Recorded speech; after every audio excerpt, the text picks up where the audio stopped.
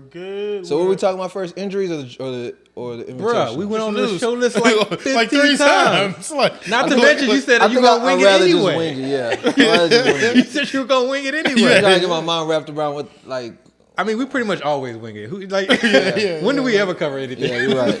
Just start. That's why just hurry up and start. All right. It's perfect, too, at 29 minutes, so I know the first should have been started. 30 minutes. Like, you don't be even 10 seconds in already. That's it. All right. Let's go. All I can do is try. 우리만의 시간 뒤돌려봐도 없어지지는 않아. 따뜻한 그 미소 너무 좋았던 말투 두 눈을 감아봐도 Don't wanna let you go, baby.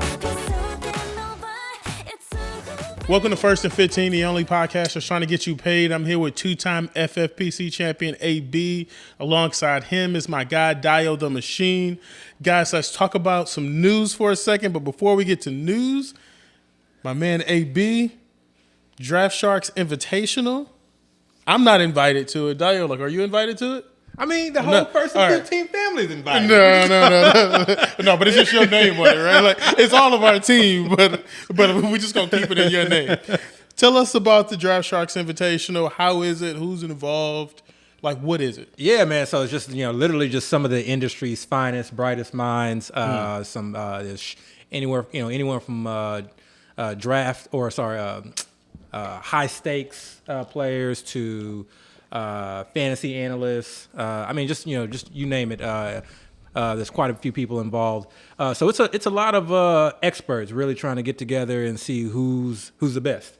The format itself is a best ball Superflex draft with the addition of it being tight end premium PPR, and the it's tight end premium.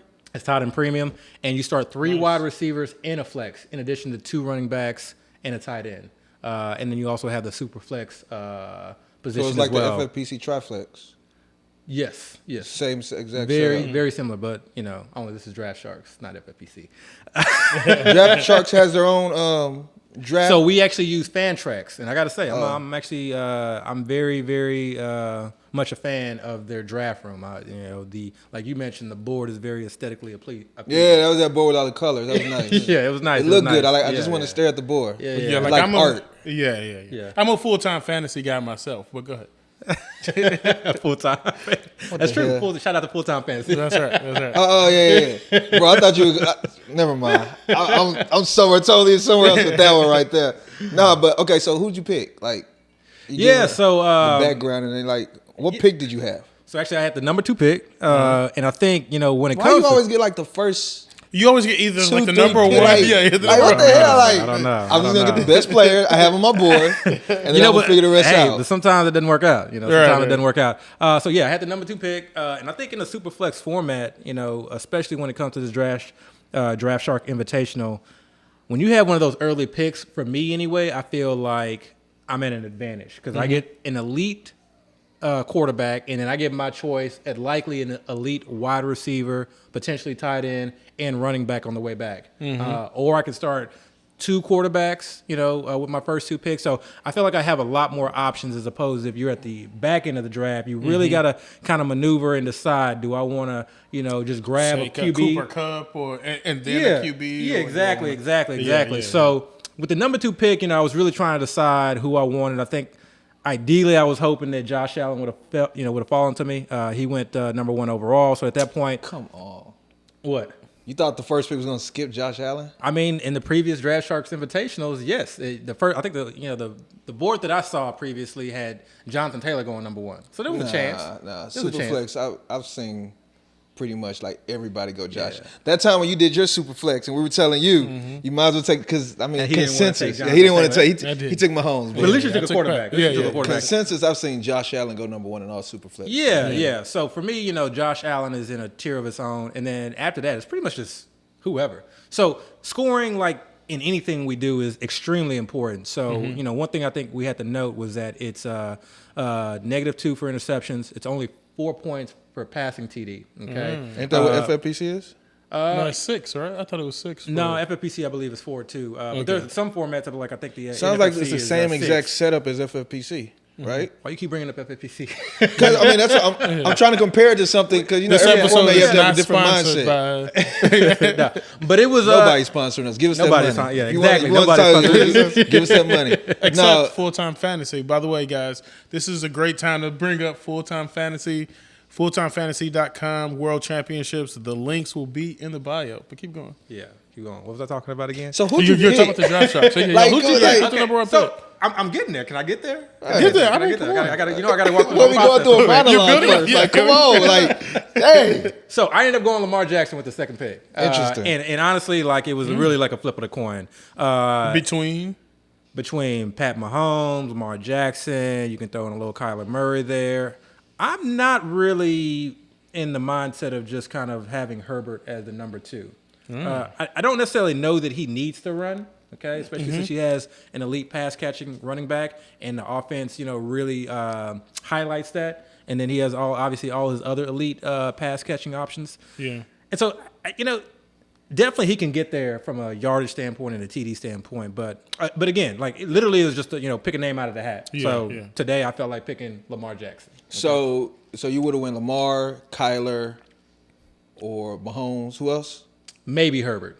But probably not. So for you, because just with all that being said, for you then your ideal pick in the Superflex or this format is the number 5 pick, right? Not really, because I like being at that 2-3 turn at that end. Because what I was able to do in this draft is I had the option. So not only did Mark Andrews fall to me, but also Stephon Diggs. And so that was a real hard decision for me. And I thought about stacking, but I think there's only about 70-plus contestants in this draft format. It's a 12-team draft, but then there's multiple drafts going on, and everybody's vying for the number 1 overall seed, total points at the end of the year. Yeah. And so for me, correlation and stacking were less important because I'm only fighting against about 70 But other the guys. only way you're going to know you're going like you don't know what's going to happen in that second round with the other owners. I don't. So I'm looking at previous boards and just kind of understanding it as a super flex, and I'm basing my approach on what is most likely to happen. No, I guess what I'm saying is if you were to compare having the number 2 pick like you had, or the number 5 pick, because it sounded like you would have been okay with any of those quarterbacks. I would have, but it wasn't. Those quarterbacks weren't so important. So my number 1, as long as I'm in like that top 5 or 6, that to me wasn't the issue. It's being at that 2-3 turn out of the 2 spot that allows me to get 2 elite wide receivers.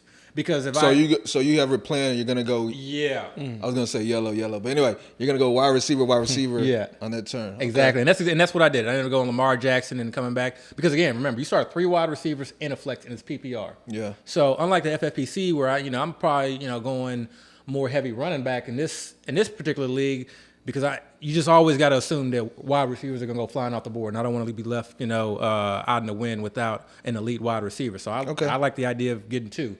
So I had Diggs, Ceedee, and Lamar to kind of start things off. And I felt very, very good and comfortable about that. And then so came back in the 4th round, and I wanted to just lock in and get a good running back. And at that point, Nick Chubb was the best on the board. Obviously there's a lot of... You just picked Nick Chubb? I did pick Nick Chubb. Congratulations. Yeah. Came around a little bit. Well, Devontae Williams was like the last elite running back. He went 2 picks ahead of me. And so after Nick Chubb, I think the next back to go off the board was Zeke Elliott and then James Conner further down. And I just like Nick Chubb's profile over someone like a James Conner and a Zeke. Yeah. And again, Hunt may be gone. And he's one of those dudes like in the best ball, like you love him in that type of format anyway. Right. And then it came back around to me again in the 5th, and that's when I took Cortland Sutton. We kind of talked a little bit about how I'm coming around to Cortland Sutton, and I'm starting to really, really like the idea of Cortland Sutton. Me too. I like the the whispers of this relationship he's building with Russell Wilson. I like his big body type. He's not an elite guy, but in that division, I always keep going back to that AFC West division, like shootouts. I'm looking at a guy who's like, to me, almost a lock if he stays healthy for double-digit touchdowns. I really, truly believe that. And so if he can get there from a reception standpoint, like if he's able to crack 85, 90 receptions, he's going to explode this year.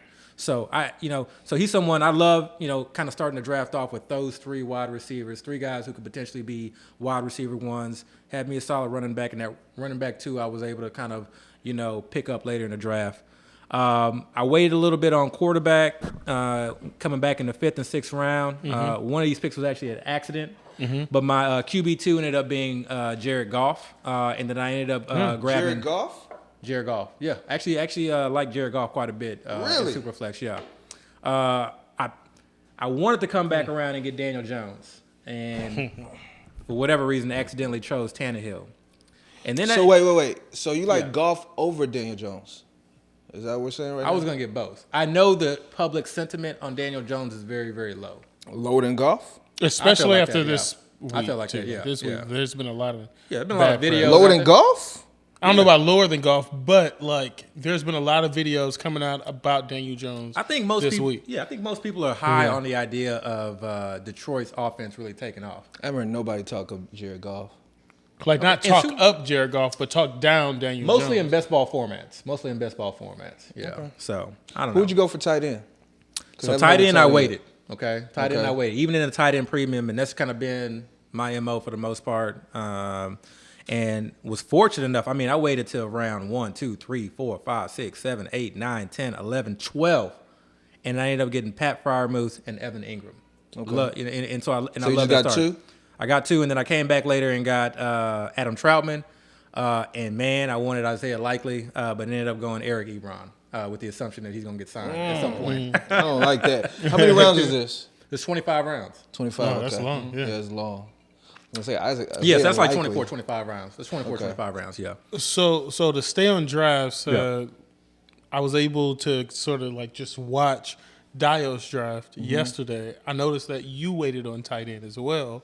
Like, is waiting on tight end this? If you can't get one of those elite tight ends, if you can't get a Travis Kelce, Mark Andrews, Pitts, like, are you guys just waiting?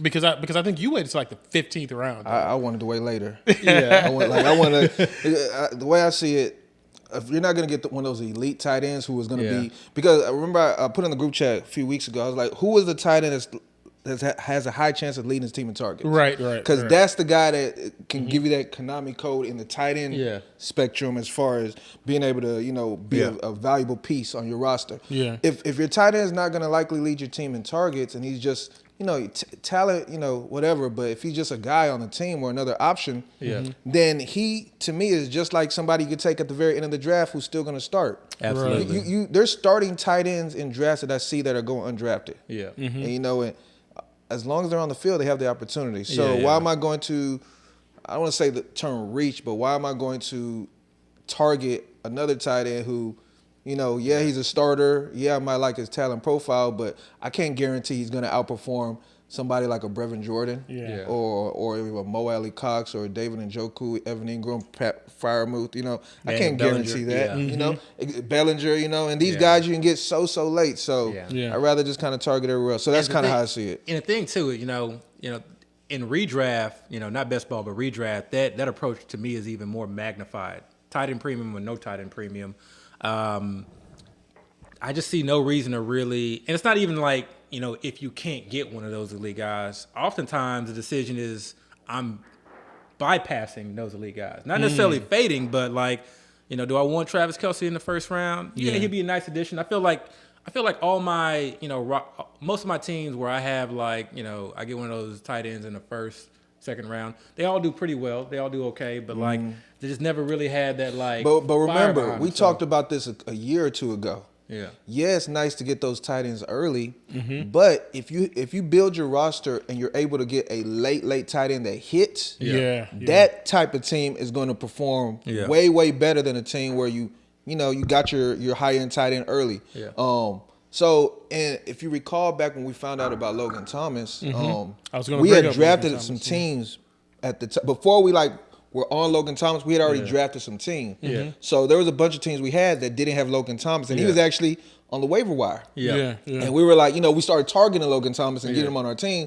But then when FFPC had that early waiver run, Logan Thomas a few of the teams we were we were adding them, but the other teams we were just kind of letting it be. Yeah. And then the next week we started adding them on more teams. So by week 2 we had them on pretty much all our team. And I say this to say there's probably going to be other tight ends that we don't know about at this moment. We already got a few. There's going to be tight ends at this moment that we can pick up later or early in the season that's going to be valuable to us. So again, if I'm not getting the top guys, wait it out. Let's not talk about tight ends right now, like those few that you're thinking about. Let's save that to later on in the season. Well, are we finished your team?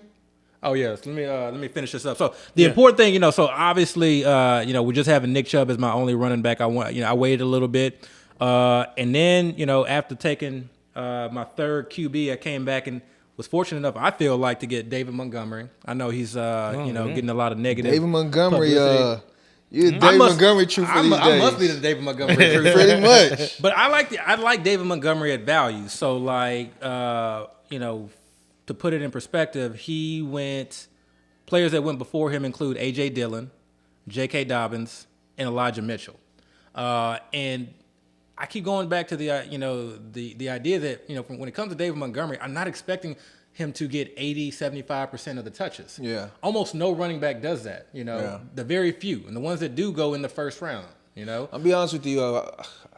From what I've been reading lately, man, David Montgomery, his sentiment's kind of been going a little lower lately, I don't know exactly why, but just... Oh, yeah, I think the public perception of David Montgomery, I think a lot of it came from that, from him playing on special teams.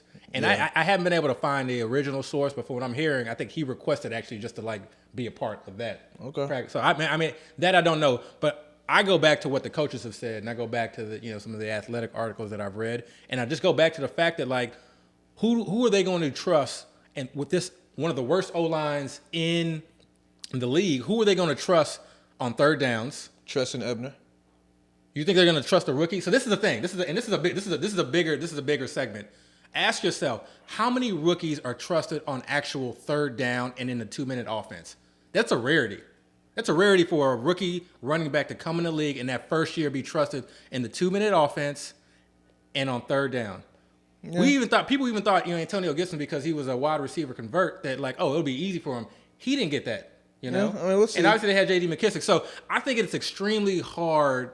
You're hard-pressed to trust or to bank on a rookie taking that. So that's what I'm banking that on. And again, it may not be, but when I'm getting them this late in drafts, after A.J. Dillon, after, a banged up, or J.K. Dobbins coming first year off of ACL, I'm fine with that. And then I was able to get Antonio Gibson to follow that, So, again, these are, at some point, these guys become value. These are not guys, and especially in best ball, Okay. So I love that. And then I wanted to fill out the wide receiver roster. Got a couple guys late like Sky Moore, Isaiah McKenzie, Wan'Dale Robinson. He's literally my highest owned player, by far. By far. I've been drafting him since day one. I may be 70% on when it comes to Wan'Dale. Did you get a third quarterback at all? Yeah, that was Ryan Tannehill. Remember that was the accidental pick. Yeah. So I won't go through the rest of the draft. I mean, you can we can tweet it out. We'll post it out. So you went Josh Allen, Jared Goff, and Ryan Tannehill. Yeah. Okay. Yeah. Yeah. Okay. All right. So let's talk about news a little bit. Not a lot of news. Oh, by the way, before we switch off, and I guess we could talk about this another time, but with that format, if I was in it, I probably would fade quarterbacks early. How early? I mean, from the jump. If you had the number one pick. Okay, good question. If I had the number 1, 2, or 3 pick, because I like Josh Allen, Lamar, and Kyler. Yeah. If I had one of those picks, I would take quarterback. But starting as early as the 4th pick, I'm gonna go with some kind of skill position. Man, let's just talk about it. Fade how long though? How long I'm gonna fade for as long as I can. But what's as long as that's until obviously if you draft, you're supposed to read the board. You kind of see how teams are picking the player. Kind of see what type of guys are already on the team. You kind of see who's around you. What they're most likely going to take. It obviously depends on where you are in the draft position. If you're on the ends or if you're in the middle, right? So I try to play it out and get to the point where when I see 5 starting caliber quarterbacks left, Yeah. I'll probably then grab my first one. And then because most teams by that time have already probably got two, I'll likely be able to get another one. Okay, so But the reason I like that route is because I think in these super flex drafts, people reach on quarterbacks so much. It's like they feel like if they don't get a quarterback, they're going to be left out or they just have no chance. When in reality, the way I see it, if all these teams are taking quarterback, all the top end scoring players are just falling. You got your C-Max, your Justin Jefferson. I mean, I'm seeing teams where it's C-Mac and Cup on the team. I mean, somebody that can arguably be the number one running back and the number one wide receiver on one team. And then all you need to do is have your late quarterback hit. Kirk Cousins is going late. That's all I was going to say. Like if Baker Kirk Cousins, Mayfield, I think, has value, and he's going late. Yeah. You have all these players. I'm starting to slightly come around on Mariota, especially if he's going to run a little bit. And Mariota was super late in this draft. Yeah. And that's why that Tannehill pick So really think hurt about me. it. Because remember, here's the thing also. With Superflex, you can start a quarterback in the flex, and you probably want to, but you don't have to. Yeah. You can put any position in that flex. And again, if I can build a roster where I'm having just the nuts players, like I mean, I'm being exaggerated, but if I can get like JT, C-Mac, Chase, Dalvin, if I just have those players, just give me a quarterback that breathes. But I tell you what, the equalizer with this, maybe I guess it goes both ways, is that you have to start 3 wide receivers and a flex and super flex. Yeah, and that format, I probably would try to target wide receivers more often. But if you wait on quarterback, even your bench is basically filling out your wide receiver and your flex before it even gets to the super flex. But remember, with this strategy, I'm probably starting off with a wide receiver because again, you have to start off with a wide receiver or a running back.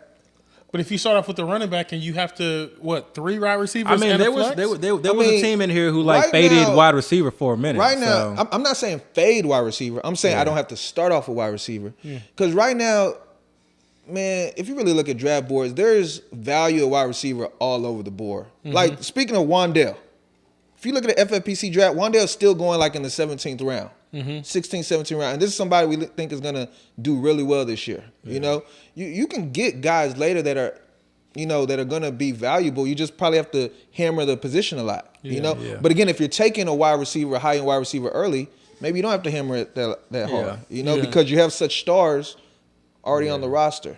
Now, some of those QBs I didn't necessarily want to just go after unless they were super late, like a Mariota, because you got to wonder at some point the rookie's likely going to see some touches or see some see some starts. So, maybe. I mean, for me, rookie quarterbacks, if they're third or later, there's no guarantee they're going to get any type of burn from me. If they're a first or second round pick, if they're a first round pick, I definitely think so. Like Pickett, I think so. I'm not sure, but I think so. But a second round pick, maybe. But those third round pick, like think about Kellen Mond was a third round pick last year. That's true. But but he's behind Kirk Cousins. Right, but I'm saying these are third round picks. There was no guarantee. Kellen Mond might not even make the team this year. Kyle Trask was a third round pick. These are both quarterbacks that were taken before Davis Mills. Yeah, but who did they get drafted to? That's I agree. But remember, Kirk Cousins. It's funny because I was talking to a Vikings fan in my fraternity yesterday.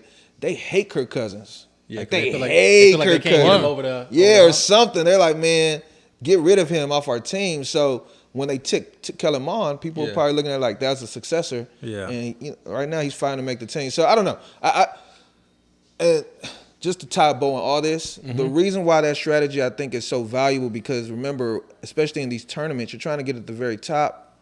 If you're building your team just like everybody else, you're just going to be in the middle of the pack. And you're not really going to separate yourself from anybody. So I'd rather do some things where I'm totally opposite from what everybody else is doing.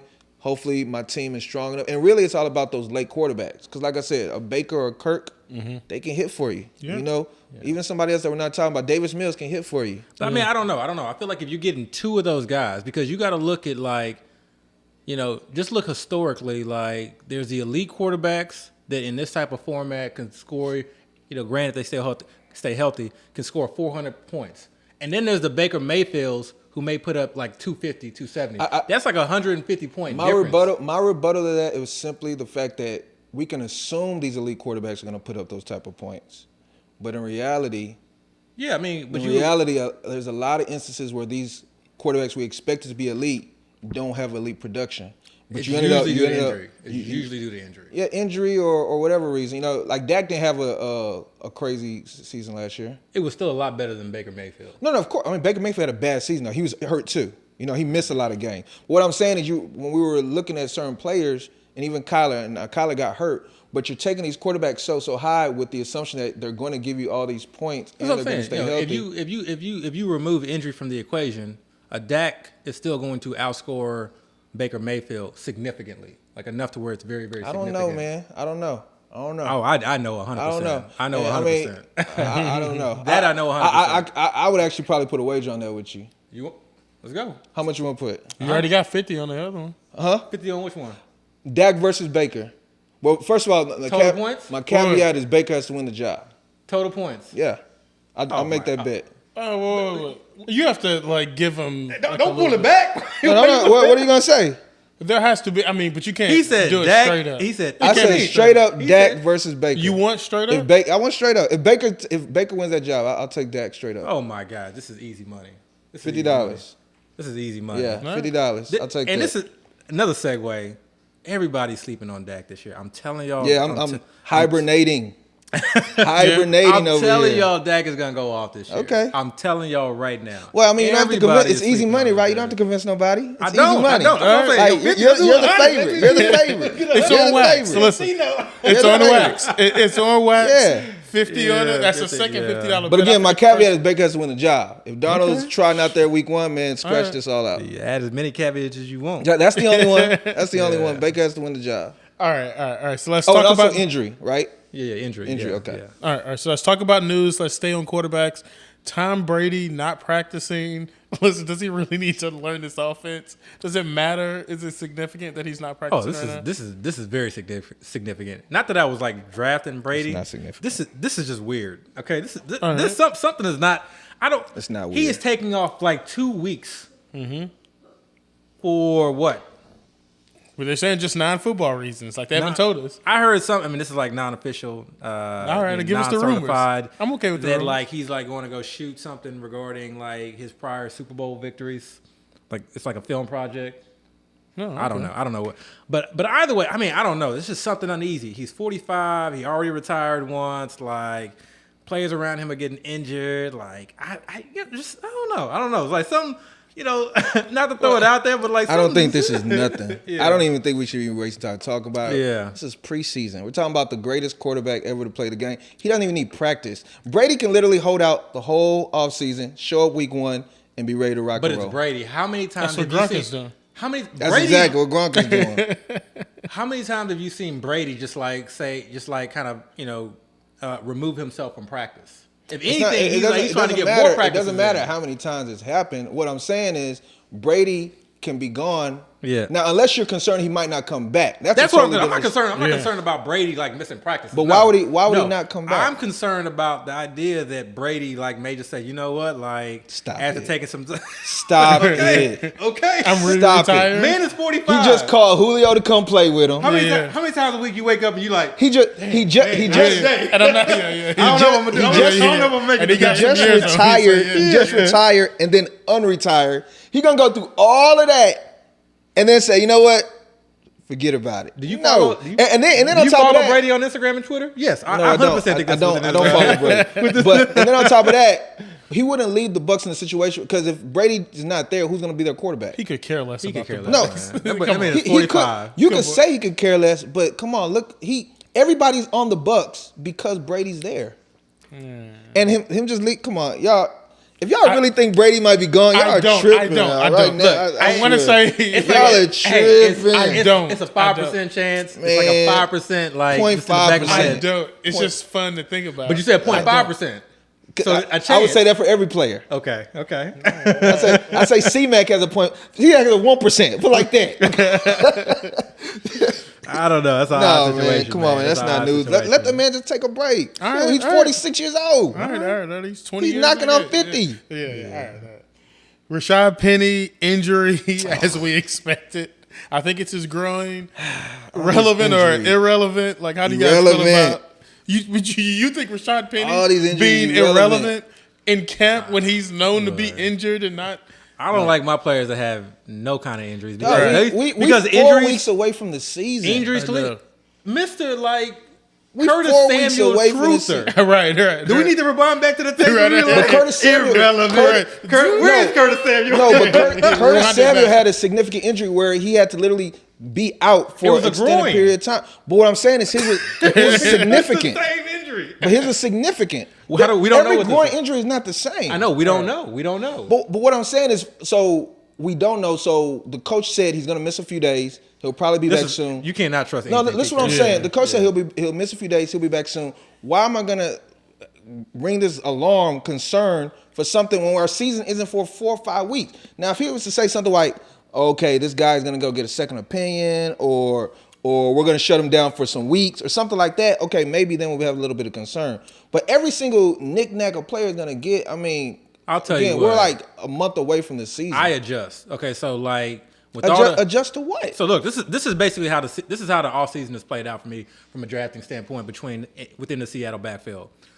Kenneth Walker was getting all the hype. Penny was just falling in drafts, and I was just scooping up Penny. Then people finally got wind that Penny was a starter, and Kenneth Walker started really falling in drafts. Penny started rising, and I just started scooping up Kenneth Walker. So I'm pretty sure with this news, we're going to see Kenneth Walker rise and Penny fall. So what I'm saying is I'm not going to pay the premium price or the at-cost price for Penny right now. If he falls in drafts, oh yeah, I'll take a stab. I'll take a jab. So you're not going to – okay, first of all, he's not at a premium price at all. He's going late. But if he's still – 7th, 8th round? He's 8-9. But if he's still where he's at, you're telling me because of this injury news, you're going to say, you know what, I'm no longer going to draft him. You putting in quotation, a groin is a groin, man. A groin is like a serious injury. Okay. Have you ever hurt your groin? Okay. Okay, look, I've hurt my groin. That's nothing to play with. Okay. I'm dead serious. Again, I've hurt my groin. I'm not an athlete, but I know that's not like insignificant. What I'm saying is you're hearing an injury that this team is not making it seem like it's serious, and we're a whole month away from the season. Who's not making it seem like it's serious? You're talking about Pete Carroll, who said he was expecting Carson back. But again, we're a whole month away from the season. So you're now going to say, you know what? I'm now going to fade this player. I didn't say fade. I said I'm not taking him at a cost. There's no reason to. I mean, that's fading. If he's still going in the same place, that's fading him. If the markets adjust, which I anticipate if the market, I'm saying the market doesn't adjust at all. Then I'm not taking him. There's no reason to. So, but what I'm saying is, a week ago you were taking him. Yes. Right? You hear this? A week ago he didn't have a groin injury. You hear this news. Yes. And now you're saying, you know what? I'm no longer taking him. At that price? No. Okay. There's no point. Okay. There's no point. There's no point. Like I said, that's like you go into the store. That's like you go into the store. You like, oh man, I love them Jays, and then like they get scuffed up. Like somebody like they fall. You know, somebody steps on them. They get scuffed up. You know, the store owner puts them back up on the rack, and you like, man, they a little scuffed. But you know what? I'm gonna take your same analogy. I'm gonna take your same analogy. They get scuffed up, right? Mm-hmm. I tell the store owner, man, I'm going to Miami in a few weeks. I want to wear my Jays to Miami. I'm gonna leave them here. In 3 weeks, I'm gonna come back and pick up them Jays. Make sure the scuff is off, and I'm gonna have them in Miami. Hey, not all scuff marks are equal. Some of them scuff marks do not come off. I just think I'm not paying full price for it. I'm not paying full price. Yeah, for a previous scuff. Go back and give me a new box. Yeah, give me a new box. I do not want the display. I don't want the display. I want a new box. I want a fresh. I think y'all hear this injury news, and I think y'all let the injury news sway y'all way too much. I'm just talking about Jays. That's it. I don't get the idea of like a guy like suffers a groin injury. Okay, let me just continue to draft him, just assuming that this is not serious, assuming that he's gonna come back. No, but I think vice versa. You're assuming it is serious. I'm not. I don't have to take him. I can win my drafts in my league. I didn't say you have to take it. What I'm saying is, if you were okay taking him before, you're now letting. I was okay taking a healthy Penny. First of all, that's an oxymoron. Penny stays hurt. Remember when the season or the training camp started? Yeah. The first day he was out with a hammy. Yeah. Remember? Yeah. Penny but that wasn't 4 weeks before the season. A groin can linger for a long time, and you can get the neck and re-aggravate. Okay, all right. Hey, if that's what you want to do, that's what you want to do. Hey, I'm not gonna tell you how to draft. It just confuses me that y'all let. It sounds like you've never had a groin injury. That's what it sounds like. No, that's what it sounds like. I'm not saying a groin injury is not a concern. All I'm saying is we're a whole month away. Even if he misses week 1, even if you told me right now Penny's gonna miss the in this backfield, yes, it matters. Even if you told me Penny's gonna miss the first 3 weeks of the season, I'll still be fine taking him. You know why that's significant? because you're scared of Walker. Because of the rookie behind him. You're scared of Walker. There's talent behind him. Okay. Yeah. I mean, I'm not concerned about it. That's all I'm really saying. Yeah. You know, Are you drafting Walker at all? No. You're not drafting any Walker? No, not at all. I don't want no Walker. If these concerns you have of Penny had merit for me, I wouldn't even be worried about drafting Penny. Yeah. Okay. Like, that's how I see it. Yeah. Okay. You know, but if I'm cool with drafting Penny, then this little news is not gonna. Man, I tell y'all, man, stay off of Twitter, man. Golly. Anyway, what's the next subject? All right, guys. If you have not liked, rated, or subscribed to this episode, please like this episode. Please subscribe to this podcast. It helps us a lot. I want to stay on injuries for a second. Let's talk about Dionte Johnson. Yes, let's stay on injuries for a second because it's important, especially with him. DeAndre Johnson looks like he's out with a hip injury. Dionte. You said DeAndre, but go ahead. Oh, Dionte. It's all right. Johnson. I thought I said Dionte. Players mess up. It's all right. All right. Dionte Johnson. All right. He's out. Looks like Claypool is banged up as well. Let's stay on Dionte for a second. How significant is his injury? Do you care? You clearly don't care about injuries. So rewind. Let's talk about Rewind. This. All right. Let's just recycle that last argument. No. Right. I personally think, I don't think it's significant. I think, like, this is who Dionte is. Like, if you've ever owned Dionte, we've been Dionte supporters for, like, 3 years. Just, like, scooping him up in drafts. It's, like, the first year we've, like, really not been on him. I'm still on him. Okay, I'm not on him. Yeah, I'm still on him. Yeah, I'm not on him. Usually there are other guys there that I like. And I'm not, like, necessarily fading him. I just, he's kind of lower down in that tier for me. But if you've ever owned him, you know that, like, this dude gets hurt, like, very easily. He's like, he's almost made of tissue paper. And it's frustrating, too, because he'll come in and out of games, like the worst type. Like, he'll get injured on the first play, and you just be like, damn, like, that's the entire game, Yeah. But then come back in the fourth quarter and catch, like, 6 for 60, Yeah. So I think that's built in. I think the significance of that is that, we keep seeing all these George Pickens highlights. And that's nice because now the rookie is getting some burn. He's getting, looks in front of the coaching staff. They're being able to see what he can do. And if they have confidence in that, if there is, a portion of the season where Dionte is hurt, with their groin, a hamstring, hip flex, or whatever. Yeah. Now the coaching staff feels comfortable having George Pickens take over some of that role. So I like that. So for me, that kind of, even though you may not be able to start George Pickens when everybody is healthy, he's a player that I'm willing to stash in the event that Dionte gets hurt and feel comfortable that he can potentially take that, take over some of those targets. But you are high on George Pickens. I love George Pickens, like probably my number one prospect. Right. But Dio, how do you look at this? You don't care about the injury at all. You're still seeing Dionte as Dionte. Yeah. As long as he's ready none of week this 1. injury news ever sway me unless it's like season ending or it's serious. The team is like, we don't know when they're going to be back or we don't know if they're going to be ready for week 1. When I hear stuff like that, then it's like, okay, I got to pause a little bit. But, man, honestly, man, there's probably more injuries going on than we even are aware of. We haven't even talked about Mike Evans. Mike Evans got hurt. Russell Gage got hurt. There's players all over the league that are just getting hurt that are probably having to, just sit out, a few days. Because in reality, none of this stuff matters right now, especially when you're talking about a vet. You're talking about a player that's been around. They're one of your best players. When the lights are on, they're going to perform.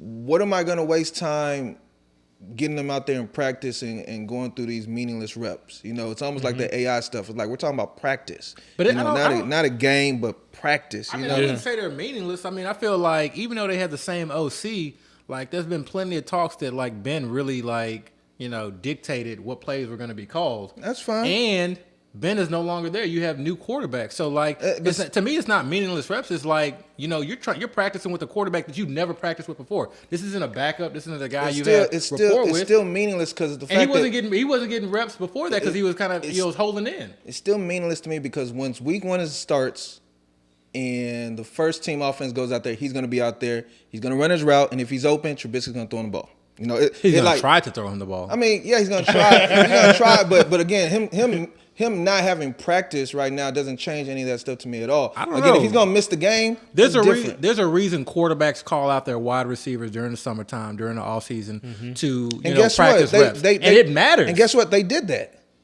Trubisky and Dionte practiced this summer already. Okay. So again, these little practices here and there, honestly, it's better to allow the young guys to actually get those reps. You know, they're the ones that have never been through a training camp. Yeah. They're the ones that literally are still trying to figure out how to get to the cafeteria. They're trying to figure out where the new city they're in, how to navigate. Those guys, I think the reps are more important. George Pickens is that dude. You seen the draft video. Yeah. I mean, I like George Pickens. I wouldn't touch him in redraft. I like George Pickens more so in Dynasty by far. Yeah. I don't think he's gonna be.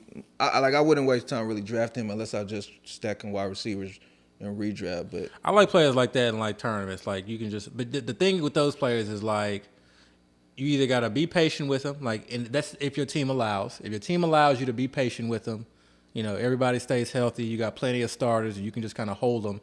He's one of those players that can like really set you apart, like in the money weeks or like at the back end of the season. The problem is how long you're gonna hold them though. That's the thing, and that's the thing.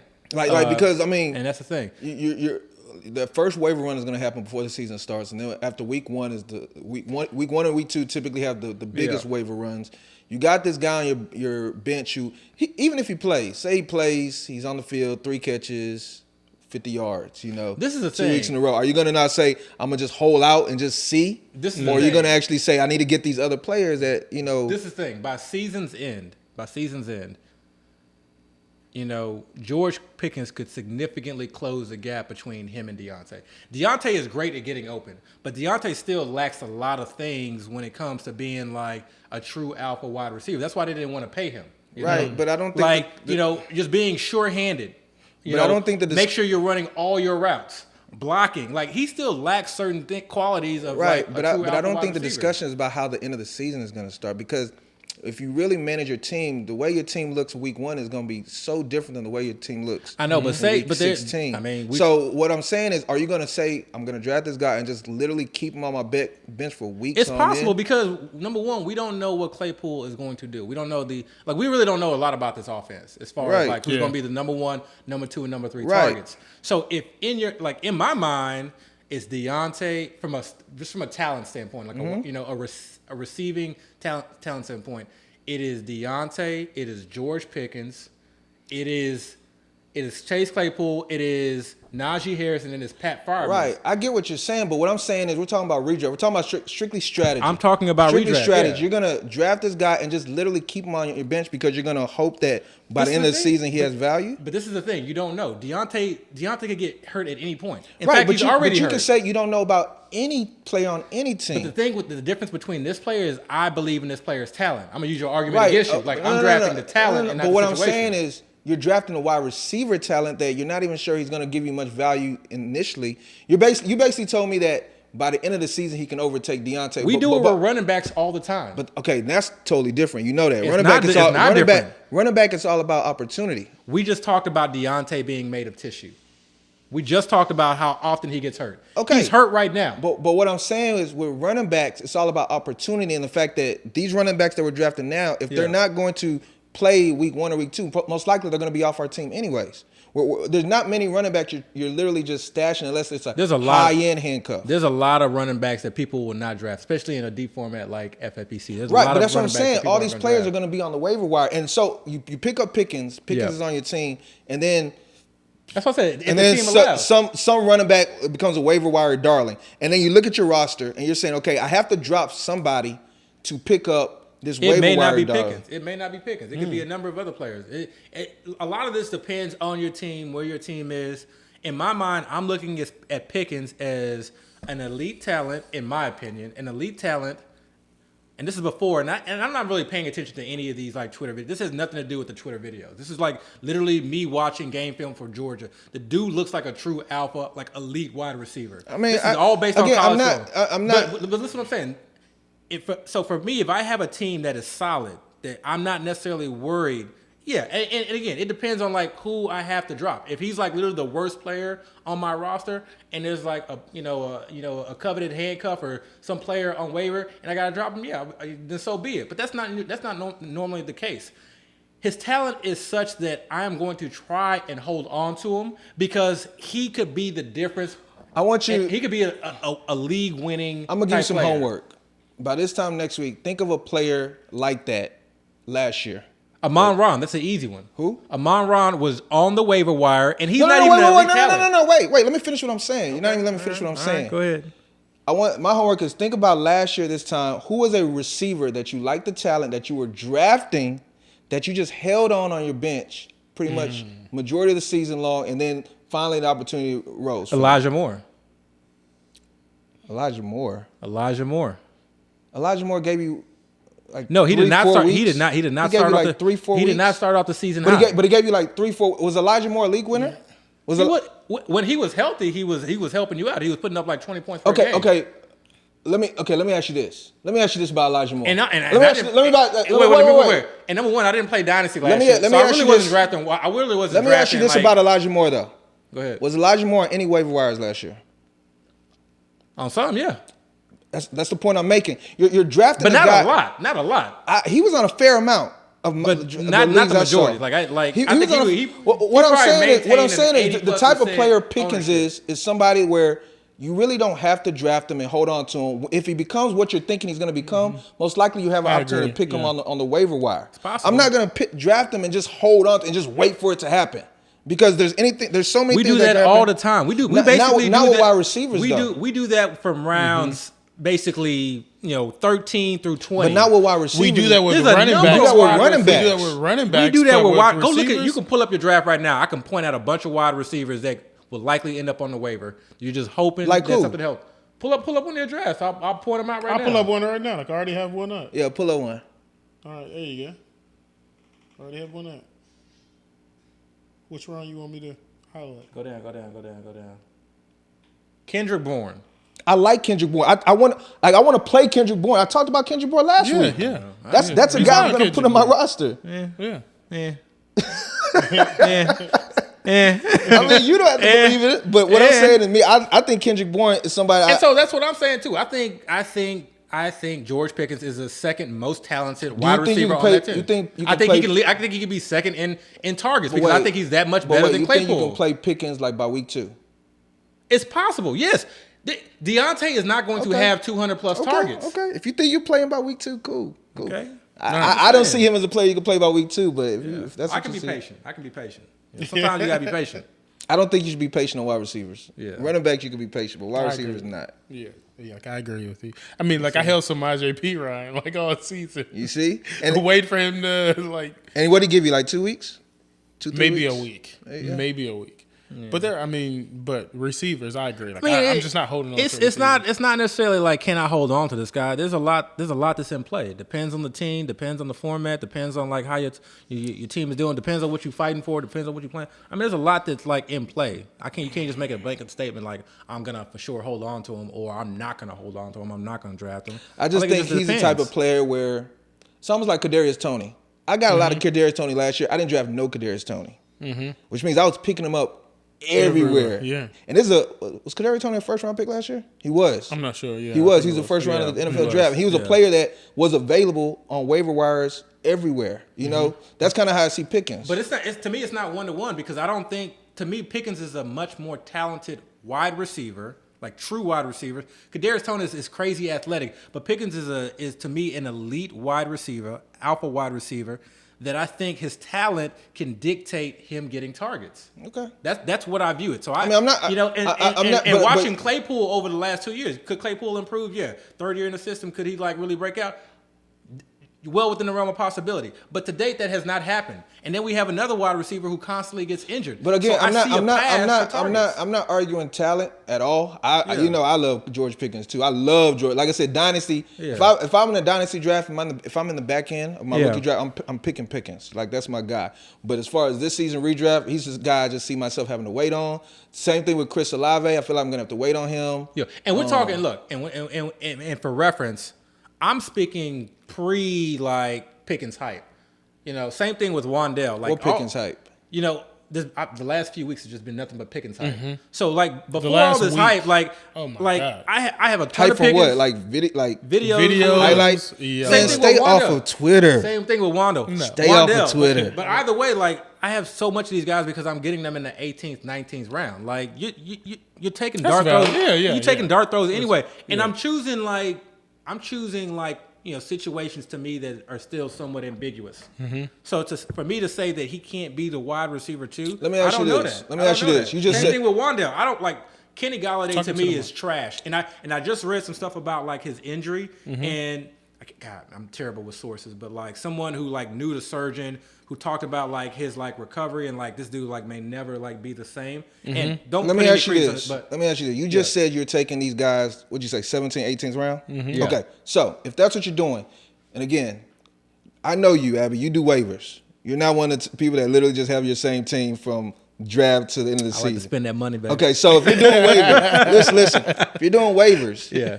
obviously to pick somebody up, you got to drop somebody. Yeah. So if you're taking these guys in the 17, 18, who you dropping? The guys you drafted in the 15, 16? There are a lot of running backs that I don't mind spending draft capital. I'm talking about handcuffs. Okay. That I don't mind spending draft capital on, or tight ends to just wait and see.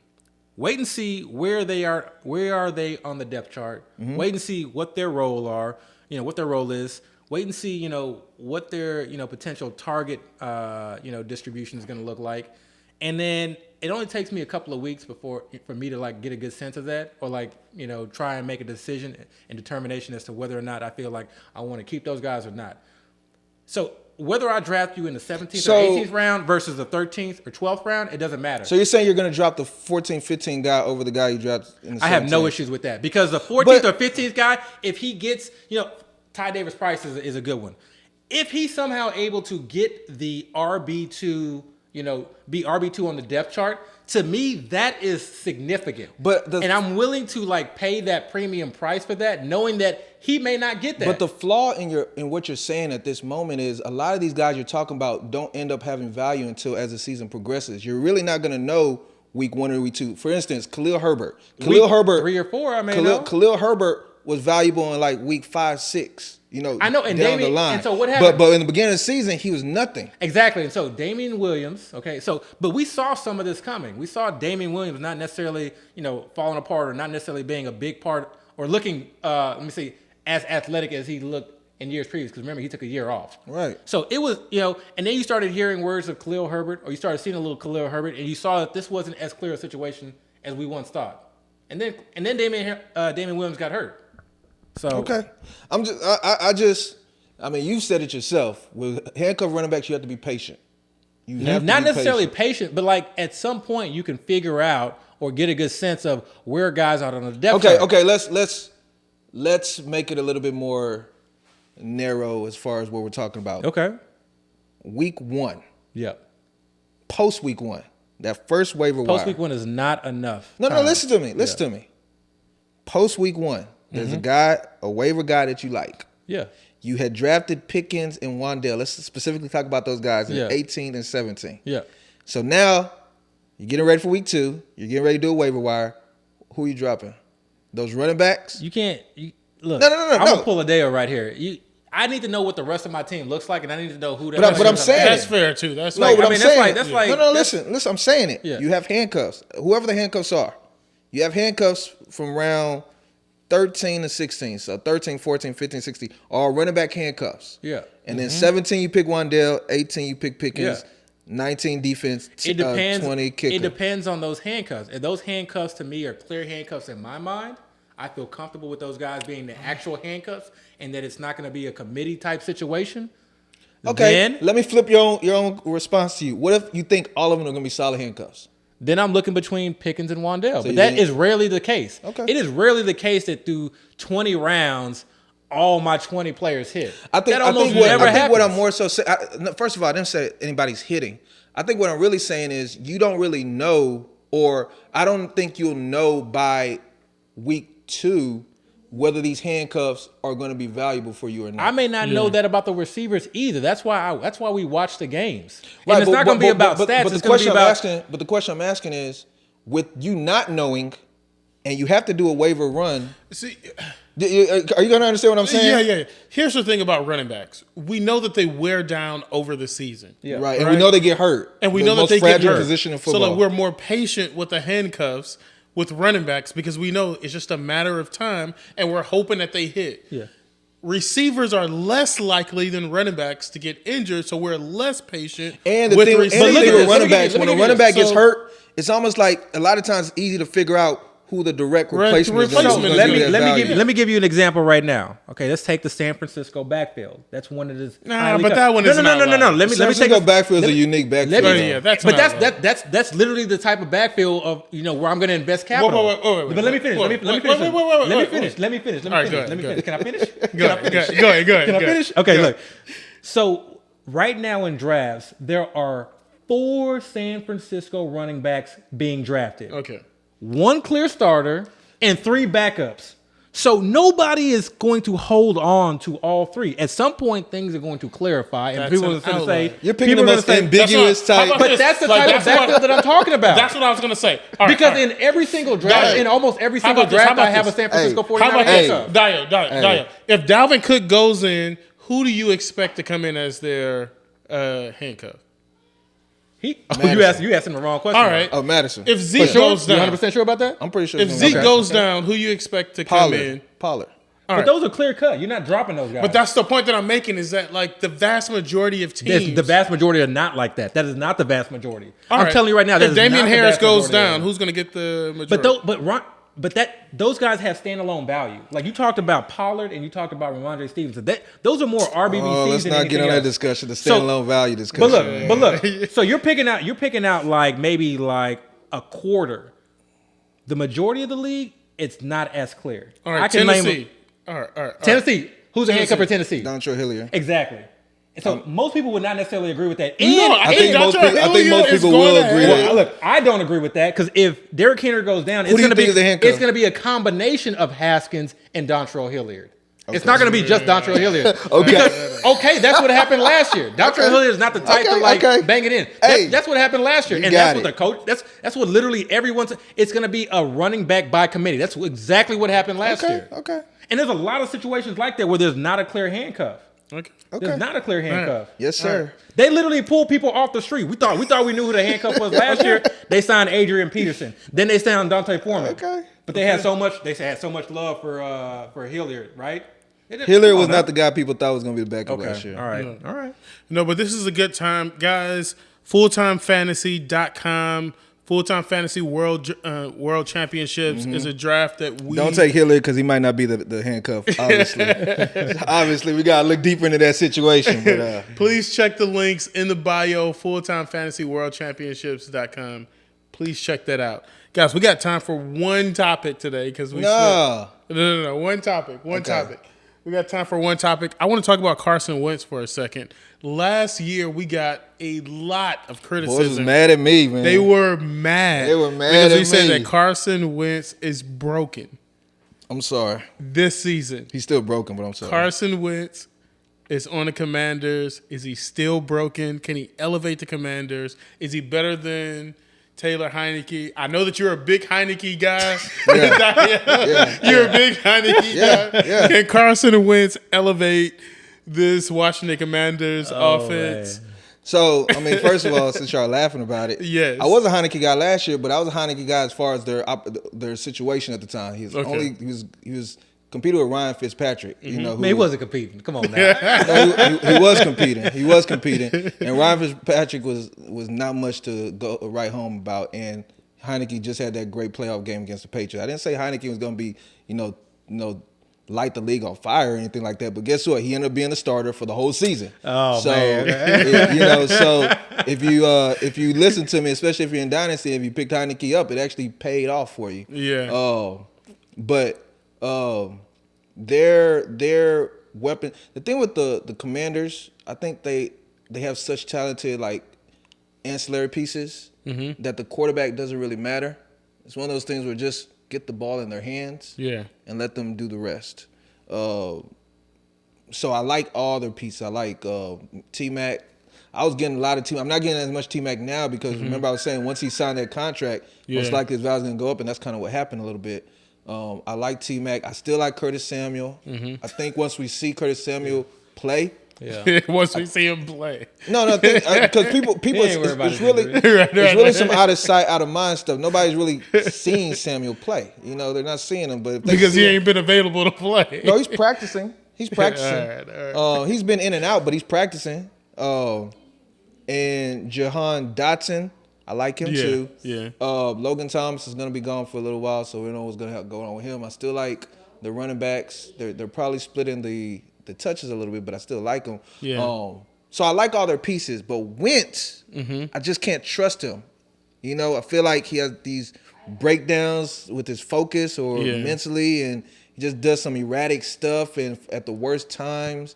Whether he has a good matchup or a bad matchup, he doesn't take advantage. So, you know, I still think he's broken. Yeah. I still wouldn't touch him. I take that back. Let me not lie. I'll draft Wentz real late. You know, because again, he's still a starting quarterback. But it's not somebody I want to really put much trust in at all. That's fair. Yeah, I'm not drafting Wentz. I do think that he can elevate this offense. I think the one thing that this offense was lacking last year was somebody who could like throw the ball down the field. Like Heineke, one of his deficiencies was like his arm. Like he could not get the ball down the field, which is why you saw a lot of J.D. McKissick checkdowns. You saw a lot of short routes, and you saw a lot of frustration from T-Mac. And but let's be honest. But let's be honest though. Yeah. Other than T-Mac, what other wide receiver on the Commanders was worth anything? I mean, you can say that, but like to me, like Taylor Heineke's play was bad. No, I'm just asking though. Other than T-Mac, who else was he really throwing to? No, that's fair. That had any true value, you know. That's fair. That's fair. So I mean, Logan Thomas was active last year. He was healthy. No, I'm saying as far as you were saying the downfield throws. Yeah, but I mean, like he literally can't throw the ball down the field. No, like, what I'm saying is, other than T-Mac, he really had nobody else to throw the ball. No, I'm saying he can't do it. I'm saying the issue with that, though, is that because he can't throw the ball down the field, it limits the play calling. It limits the play calling for the Commanders. So now that you have someone who can actually get the ball down the field, I think it opens the playbook up a little bit. It opens up the intermediate routes a little bit. I would say, man, I don't know. It's going to be hard for us to compare because Carson Wentz is going to have two wide receiver options that Heineke didn't have. All you got to do is go look at every single Taylor Heineke tape. He cannot throw the ball down the field. He has a weak arm. He only have 1 year of tape, and again, his only pass receiving option was T-Mac. He has a weak arm. Man, come on, college. don't bring up college. He has a weak arm. He has a weak arm. Okay, stop. I know. What I'm saying is, if you're gonna try, you can't compare Heineke last year to what Wentz is gonna have this year because Wentz has way more options this year. Yeah, he has way more. Even has another running back. I'm not comparing them. I made these assumptions last year. Yeah. I don't know. My guy ended up starting. That's all I'm saying. All right. Just one more before we go out because I know that we're running long on time. Let's talk about Gronk for a second. I know some of us started drafting early. We drafted Gronk assuming that he was going to be on the Bucs offense. He's retired. Are you guys holding on to him? Week 1 comes around. If he's not on the Bucs roster, if he's not playing that, hey, like I'm just holding out for training camp. Are you guys dropping them week 1 to pick up somebody else to open up their roster spot? Yeah, I'm dropping them. I'm dropping them before week 1. Yeah, I'm dropping them. Yeah. Really? Yeah. Before week 1? Yeah. I don't think he's coming back. All right. Yeah. Now for Dynasty, it's interesting that you bring it up because I'm in a lot of Dynasty leagues and I'm seeing people dropping them, but I'm also seeing a lot of people holding on to them. Yeah. They're just holding out hope. Same thing going on with AB. Same thing going on with Will Fuller. They're just kind of holding on to these guys, just kind of see how it plays out. But you have to kind of make decisions, roster decisions, kind of like what we were talking about just a second ago. Yeah. But me personally, I think the moves that the Buccaneers are making, and I this might be a little shallow, but I think the simple fact that Gronk retired once and came back, and then he retired now again. Yeah, I don't think he's gonna do that. Like I don't think he's gonna get on his Brett Favre like I'm gonna retire. Just kidding. I'm back. I'm retired. Just kidding. It's almost like the boy that cried wolf a little bit. I think now. He kind of came to terms with it because I think part of the reason he came back the first time is because now Brady had went to the Bucs, and he wanted to get away from the Pats, and it's almost like a new opportunity for him. Yeah. Now everything's already in place. What's going to change or what type of factor will occur that'll make Gronk say, you know what, let me come back. Unless he just gets the itch. And, we don't know about that. But, yeah, I'm letting him go. You don't think Gronk just wants to sit out training camp? Like, he doesn't want to, like, show up for training camp? So he's just... No. This is the same guy who didn't want to get traded to the Lions and then found a way to finagle his way from not being traded to the Lions. No, because I think why would you say I'm going to just retire just to miss training camp? Like there's so many other things you can do. You could just say, look, I'm just not practicing, or I'm just going to take it easy, come back from injury or something. Or I pull up Brady and say I'm just going to take a couple weeks to go shoot a film, and I may come back week 1. I may come back week 1, or I may not. I don't know if that's it's a 0.05%. I gotta shoot some film on my Super Bowl. Don't hold me to that. I gotta shoot some of my Super Bowl videos. This is what I heard. But I heard from the grapevine. No, but 2 hands up, head to the side. I'm not keeping. I'm not keeping Gronk. Yeah. I mean, okay, if Gronk came back, what would happen to that tight end room? Because they signed Rudolph. I don't think they're just gonna cut him. All those dudes would fall to the back. Like, they would just fall to the back. back. That's what I'm saying. They also lost O.J. Howard. Yep. So really all they did was bring in one vet, and they have a rookie. Rookies normally don't do a lot their first year anyway, especially on a championship team. That's a good point. I mean, I don't know. If he comes back, he comes back. But roster spots are too valuable.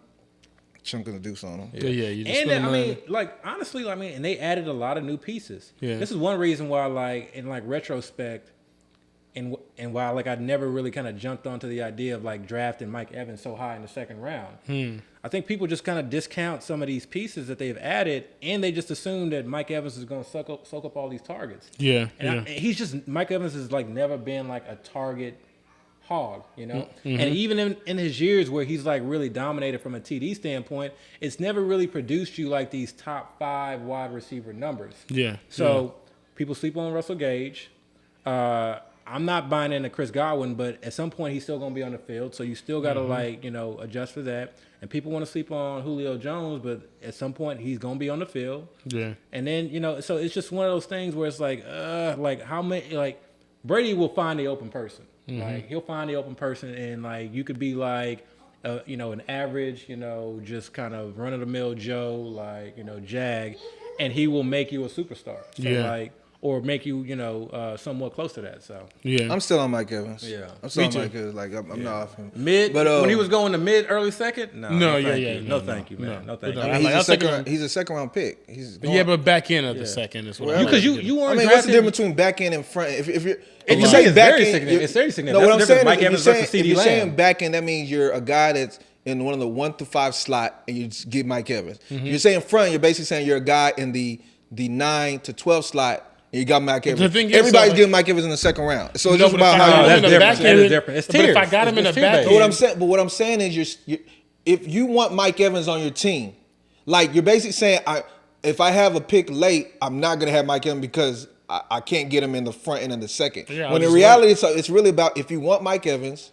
And I'm saying I don't want Mike Evans. In the early second or the backs. That's what I'm saying. I don't want Mike Evans. I know you don't want Mike Evans. What I'm saying, I'm still fine with Mike Evans. No. I like him in the back end of the second because if I get him in the back end of the second on that third round, I can turn and maybe get another receiver and lower my exposure on Mike Evans a bit and maybe get a Tyreek Hill. I think if I get him late I would much rather have Tyreek Hill over Mike Evans. I think if you have that mindset, you probably shouldn't even waste time drafting Mike Evans. Like you shouldn't draft a guy that you're not comfortable or sure about. Where were you drafting Mike Evans last year? Yeah, I mean wherever he was going, like the third round. Was he going in the third round last year? Yeah, I believe so. I feel like he was going later. No. Was he going ahead of or before or after Chris Godwin? Before. He's going before Chris Godwin last year? Yeah. I bet I didn't. Okay. Yeah, I believe so. I know he wasn't going late. Yeah. I know that for sure. I actually had a good amount of Mike Evans last year. I feel like he was going in the 4th and 5th round. I had some like 4th and 5th round shares. I mean, maybe, but I think he was going in the 4th and 5th round. I don't think he was going that late. He's an older cat, and now we moved him up 2 rounds. It's just it's an odd. I don't see it like that at all. Yeah. I just think I don't know. Again, I don't let a lot of this news sway me at all. He's still a very valuable player. It has nothing to do with his injury. He still had a good season last year to me. And again, the second round discussion, if you want him in the second, It doesn't matter for me where you take him in the second. But it's not about if you want him in the second. It's if you have but that's the only place you're going to be able to get him. Say what? You're only going to be able to get him in the second. Mm-hmm. So like for instance, like Tyreek Hill often goes at the back end of the second. But Tyreek Hill, what I'm saying, Tyreek Hill is I've seen Tyreek Hill go in the third. So you can actually say there's a chance I can skip him in the second. Mike Evans is going in the early third right now too. But that's what I'm saying. Like I'd rather have Tyreek. But what's the difference between early third and late second in reality? Because if you're no, listen what I'm saying. Listen what I'm saying. Yeah. If you're in the 1 or 2 or 3 hole, you can say I'm gonna take Mike Evans at 211, or I'm gonna take him at 302. In reality, what's the big difference? Because it's only like 2 spots. For me, it's a big difference because he's not in that tier of the guys that go in that range. No, what I'm saying is you can get the same type of player. I don't feel like I can get the same type of player. That's what I'm saying. I feel like he is in a lower tier. No, what I'm saying is the difference between taking him at 302 and 211 is minimal because that's if you like Mike Evans. Yeah, right. That's what I'm talking about. No. I thought that we were arguing late second or early second or potentially third round, early second. I don't want to take him early second round. Remember when, and I think Abby, you were the one saying this. Remember the time where you were like, once you have a draft slot at the back end of the draft, it's just a big tier. It don't matter who you take in the first or second. Yeah. I think it's the same exact situation we're talking about now. And that's where we disagree. As far as what we're talking about with Mike Evans being in the back end of the second or the early third. It's almost like, because I guess what I'm saying is you could draft Mike Evans in 211 and take, let's just throw out a name, Javonte, 302.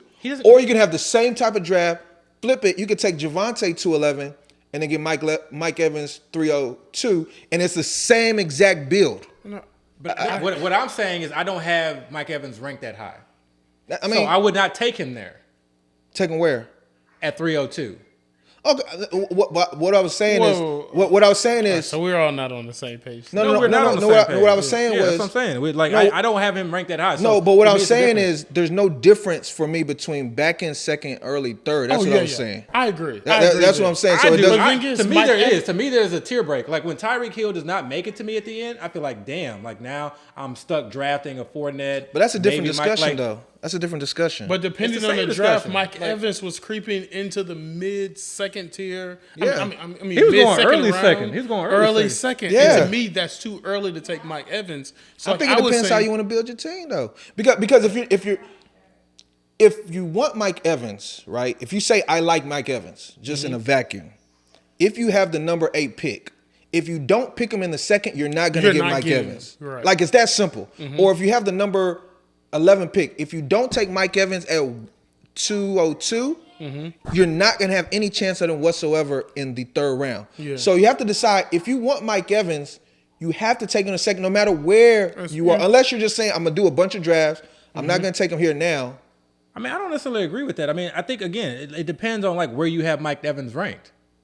But again, I'm talking from a standpoint of somebody that wants Mike Evans. But even if you say somebody who wants Mike Evans, like what does that mean? People say that I'm high on this guy or I really love this guy, but what does that mean like when you're comparing this guy versus a Ceedee Lamb, this guy versus Devontae Adams? Do you want him that much? That's what I'm saying. Somebody that likes Mike Evans. Somebody that likes Mike Evans. High, you have him ranked that high. Like I don't. And that's all I'm saying. It doesn't matter. Do you have him ranked over those guys? Over who? Like Ceedee? Lamb? Yeah. I'm not really big on Ceedee. But do you have him ranked over Ceedee? Would you take Mike Evans or Ceedee?